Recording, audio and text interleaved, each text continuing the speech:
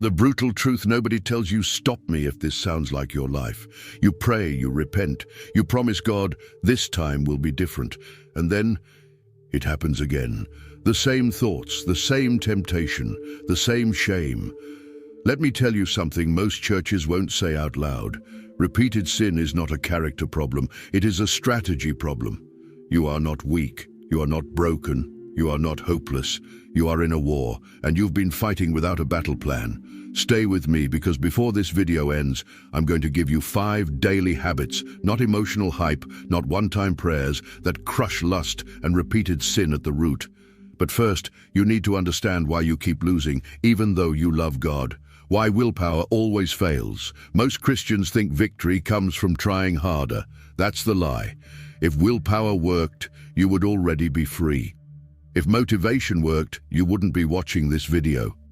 Willpower fails because sin is not fought at the moment of temptation. It's decided hours earlier, sometimes days earlier.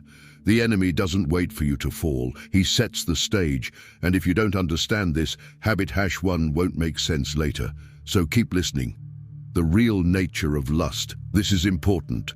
Lust is not just sexual desire. Lust is misdirected hunger. It feeds on loneliness, stress, boredom, emotional pain, unprocessed wounds.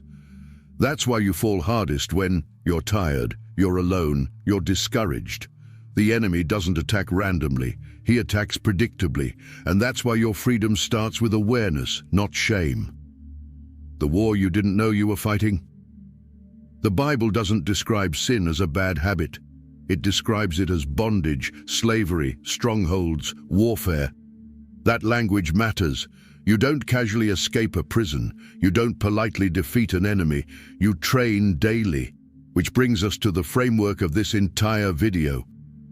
Why daily habits matter more than big moments. Big moments feel powerful. But freedom is built in small, unglamorous obedience. The enemy loves emotional Christians with no discipline. Why? Because emotions fade, habits remain. What I'm about to give you are not tips, they are weapons, and habit #1 is the foundation of everything else.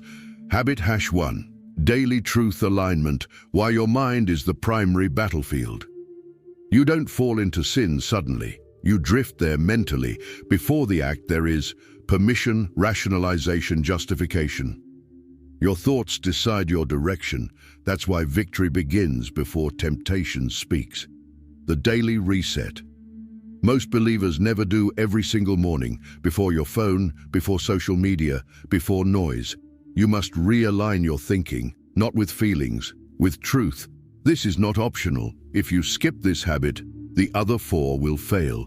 Practical step, do this exactly. Every morning, speak truth out loud. Example, I am not a slave to sin. My body belongs to God. Temptation does not control me. Why out loud? Because thoughts whisper. Truth declared interrupts. This takes 2 minutes, and it rewires your inner dialogue over time. But this alone isn't enough. That's why habit #2 exists. Habit #2, daily input. Control what you consume, you become. You cannot pray for purity while feeding your eyes poison. That's not faith, that's self-sabotage. Your brain does not separate. Entertainment, temptation, spiritual danger. It stores images, patterns, desires, and the enemy knows this. Why I can handle it is a trap.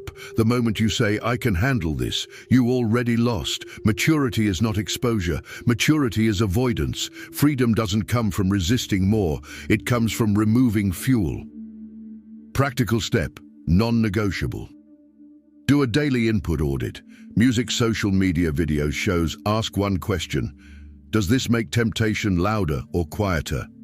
If louder, cut it. This habit feels painful at first, but the peace it produces is addictive. And yet, many still fall. Why? Because they're fighting alone. Habit #3, daily exposure. The one most people skip. Sin thrives in isolation. The enemy's favorite phrase is, don't tell anyone. Secrecy is oxygen for lust. If no one knows your struggle, sin feels safe, which is why isolation is never accidental. Why confession is a weapon. Confession doesn't make you weak, it makes sin nervous. The moment darkness is exposed, its power begins to shrink. This isn't about embarrassment. It's about breaking agreement with secrecy. Practical step, this must be daily. Have one trusted person, not a crowd, one. Send a simple daily check-in, still standing today, or struggling, pray for me. This takes 10 seconds, and it destroys the lie that you're alone. But even accountability fails without the next habit. Habit #4, daily body discipline. Your body is not the enemy, but it must be trained. Your body craves comfort. Discipline teaches it submission. This is why spiritual people throughout history practiced fasting, physical exertion, restraint, not to suffer, but to strengthen authority. Why comfort makes temptation stronger. Lust thrives when you're lazy, you're idle, you're overstimulated. Discipline creates resistance, not willpower, momentum. Practical step, simple but powerful. Every day, cold shower or physical exercise, or intentional fasting from comfort. Just one. This trains your body to obey your spirit. And something shifts. But there is still one final habit, the most neglected of all. Habit #5, daily purposeful redirection. Lust is not removed, it is replaced. You don't stop desiring. You redirect desire. Trying to eliminate desire creates obsession. Replacing it creates freedom. Why boredom is spiritual danger. Idle time is not neutral. It's dangerous. If your life lacks mission, temptation fills the gap. Purpose is protection. Practical step. This changes everything. Daily, choose one purposeful action. Serve someone, create something. Help someone spiritually. This reminds your soul, I was made for more than this. And now, we bring it all together. Why most people fail even with good teaching. They try everything at once. That's a mistake. Victory is built layer by layer. The 30-day transformation window. Commit to 30 days, not forever, not perfection, consistency. The brain rewires, desire weakens, confidence grows. What to do when you fail? This is critical. Failure does not reset progress. Shame does. Get up immediately, re-engage habits, no spiraling, no quitting. Why the enemy panics when you become consistent? Emotion can be manipulated. Consistency cannot. The enemy loses leverage when patterns change. The moment everything shifts, one day temptation comes, and it's quieter. That's when you realize something has changed, from slave to strategist. You are no longer reacting, you are leading the battle. This is what spiritual maturity looks like. Why this freedom must be protected. Victory attracts counterattack. Stay disciplined, stay alert. The cost of going back. You know where that road leads. You've walked it enough times. Don't romanticize chains. What your future self is begging you to do, stay faithful today. Your future peace depends on it. This is not self-help. This is spiritual warfare. And you are not powerless. You were never meant to lose forever. You were meant to grow, to mature, to overcome. The difference between trying and training.